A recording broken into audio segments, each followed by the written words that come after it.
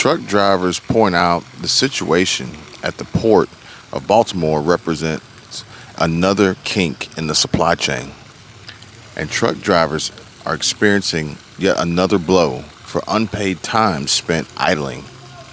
And this is a growing problem that's being voiced across social media, but doesn't quite get as much attention as I believe it deserves. Mickey Mars commented, "I'm a truck driver, and it's taken me 13 days to get a load out of Washington State to the East Coast. And the last three times he was in California, it took actually 4.5 days to get loaded to get out of there. Many companies are working at 50% and putting out much less product, or they're closing their doors permanently." Now, this is a problem. I don't know if you guys can understand and see where this is going, which we're going to get into that. I'm going to unpack this as we dive into this video. But we've had problems before. We've had food shortages. We have a food crisis. We have an inflation problem. We have a housing problem.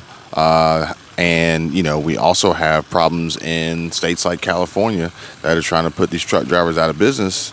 On top of this summer, leading into this summer, we saw some record high diesel prices on top of truck drivers getting less pay per load. I shared a video not too long ago of a gentleman who was an owner operator who was driving for Walmart, who was basically he had to stop driving for Walmart and quit taking their loads because they just refused to pay enough for him to even break even on fuel, let alone turn a profit. And this is going to be a big problem as we try to navigate this crazy economy and businesses going under, businesses going bankrupt, and the supply chain issues that we already had that are they're growing, and they're growing out of control. But let's just let's stay on this for a little bit, and we're going to touch back on that a little bit later in the video. But independent truck drivers said that they wait hours for port workers to load their vehicles, and they are not getting paid for all the idling time. The truckers want to get in and get out of the ports as fast as possible, and in the meantime, they want a grievance process established for when that can't be accomplished.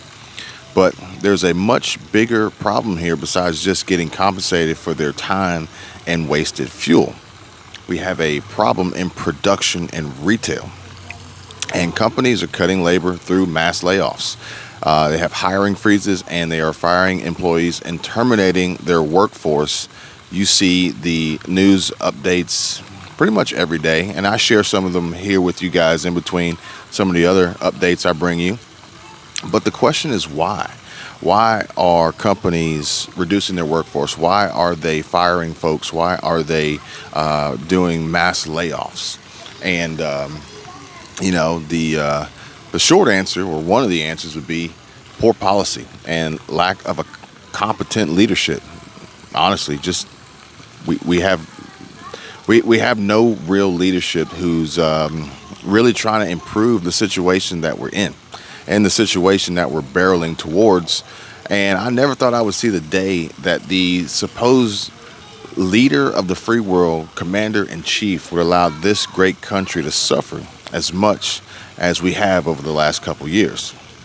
Unreal. Now, I can't say that, the reasoning for it, exactly why he does what he does or doesn't do what he doesn't do. But at the end of the day, to me, it doesn't seem like he has the best interest of us at heart. And, honestly, there's more concern with this push for green renewable energy, climate change, and sending our finances, our money, and resources to other countries. I don't get it. But for those who still have a job and the self-employed small businesses to run, such as these owner-operator truck drivers, they're saying that they feel that the hours they work should all be paid, especially when their trucks are running and burning fuel as they wait to get loaded. Now, their time is cost and overhead operating expense, and they're just trying to operate a business. The one owner operator truck driver said the added time lost and lower revenue and profits are costing losses for the truck drivers and their family. My family of 5 kids, my household, is what he said. These truck drivers around the country are spending hours of idling and experiencing delays for their deliveries, which can add to the cost of consumer goods. And that's another part of the problem. So it's like, well, how can this add to the cost of consumer goods?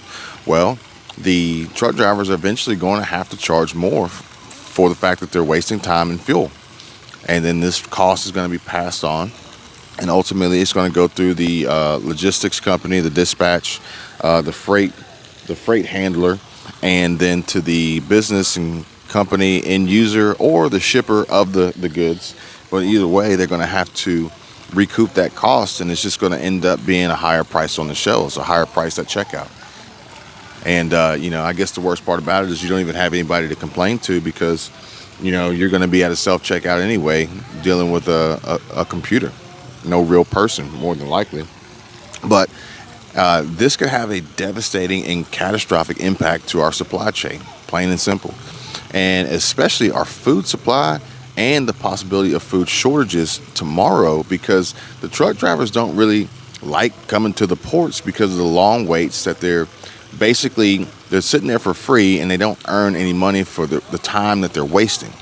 So, they're pretty much just working for free. And I asked you guys this already before, a different video. How long would you continue to work? Actually, I asked you, how long would you work with a 60% pay cut? But in this situation, they're just sitting there for free. So how long would you work? How long would you continue to work for free before you quit and found another job, a different place to work, or a whole new way of earning income altogether? And if the truck drivers start avoiding and turning down loads at these ports, then we're going to be in some deep shit, because especially with the possibility of a railroad strike, which has its first deadline tomorrow before the 30-day cooling off period. This is the absolute, I don't, is this really what we're going through right now? Is this a joke? Is this a prank?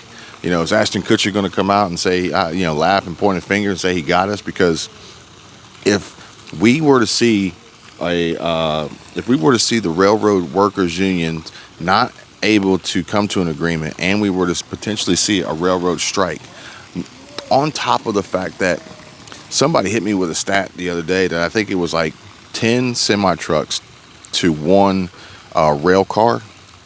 If we were to see, or maybe it was four to one, regardless, it's not a 1-to-1.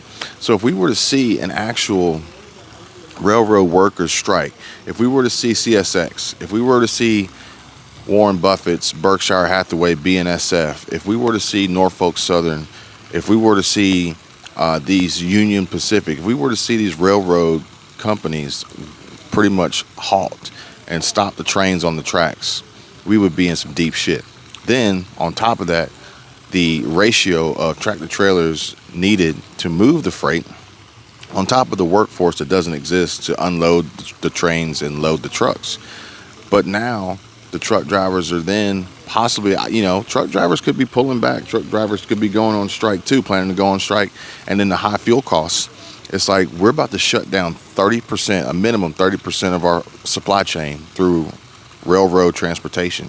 And then we're about to shut down another huge percentage through truck drivers, owner-operator truck drivers, through high freight or high fuel costs, and their time and money just being wasted and flushed down the drain as they're operating businesses that are not turning profits, which could just out of their own volition go bankrupt without adequate cash flow and adequate profits, and just too much loss. So the Port of Baltimore ranks among the first in the nation when it comes to volume of vehicle cargo and farm and construction machinery. Let's back that up. So the vehicle cargo, we already have a vehicle shortage, new vehicle shortage, which is driving up the price of cars and trucks left and right. But the Port of Baltimore ranks among the first in the nation when it comes to farm and construction machinery. Can you imagine us shutting down farming and construction because we can't get the machinery from the ports to the dealerships and to the end users and to the general contractors and the tradesmen and the farmers who need it to continue to feed us and build out this country, like in our infrastructure? Can you imagine? And it is also in the top 10 for foreign cargo. So if you have anything that is coming from overseas that you're waiting on, there's a good chance that it's coming through the port of Baltimore. But the truck drivers are saying that the port is only focused on unloading ships and not on getting the freight loaded in the vans and on the flatbed trailers of the semi trucks. With one truck driver saying that they hire more workers for the ships than they do for the drivers themselves. So the numbers they project ship to store, or I'm sorry, ship to shore, but not ship or shore to door. It's kind of like a tongue twister. They're projecting ship to shore. That's all they project, not shore to door. Because basically at that point, they're devoting very little resources to it. They don't really care. And they just want to get them off the boats and sitting in the ports from there. It's anybody's guess. But are the supply chain problems and food shortages issues appear to be, and this is a question I have for you guys, is this manufactured and tied purely to profit? Seems like it to me, but I want to know what you guys think. If loading the trucks isn't profitable, then they put it to the back burner or bottom of the list and focus on what is most profitable. And right now, that's unloading the cargo ships. That's that short. That's the. I'm sorry. That's that tongue twister again. That's the ship to shore. The ship to shore is where they're making the most profit. But then they'll build up an overflow with containers that they don't have the truck drivers or the labor to move. So this is not. So far, this is not painting a very good picture for the future. And then this is how stores end up. And we saw this already. We saw this 2 months ago with Sam's Club announcing, Target announcing, Walmart announcing, Costco. You guys saw it when you walked through the stores. Is this how stores end up with old inventory and out of season supply, more inflation, and even more loss as they have to throw these expired products away or sell them at a loss just to get them out of the way and make room for what is in demand? And honestly, this is a terrible time for that to happen as we're approaching the holiday season and earnings reports coming in the red, businesses weary and fearing recession, depression, total collapse, bankruptcy, running out of cash, running out of money.